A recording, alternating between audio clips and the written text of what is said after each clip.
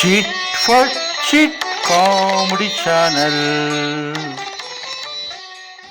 Comedy news from Narada.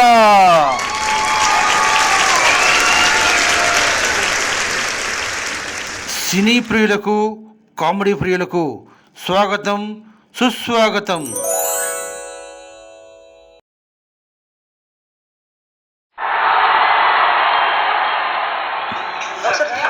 Varahi అమ్మవారు నీళ్లు తాగి ఆ కుటుంబాన్ని ఆశ్చర్యపరిచారు.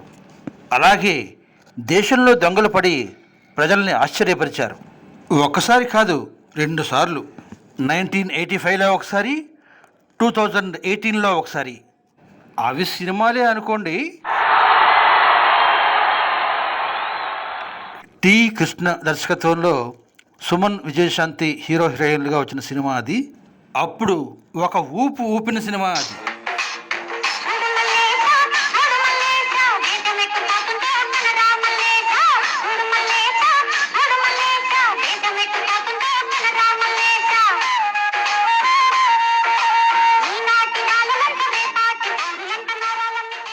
దేశంలో దొంగలు పడ్డారు అనే టైటిల్తోనే 2018లో మరో సినిమా వచ్చింది. అయ్యా, నాదో డౌట్ అండి. దొరికిన దొంగల దగ్గర పోలీసులు సొమ్ము రికవరీ చేస్తారు. మరి 5 ఏళ్లలో ఇష్టారాజ్యంగా దోచుకున్న సొమ్ము రికవరీ ఉంటుందంటారా? అయ్యా, మరేం లేదండి. అటువంటిది ఏమైనా చేస్తే నేను రోజుకోసారి నవ్వే ప్రయత్నం చేద్దామని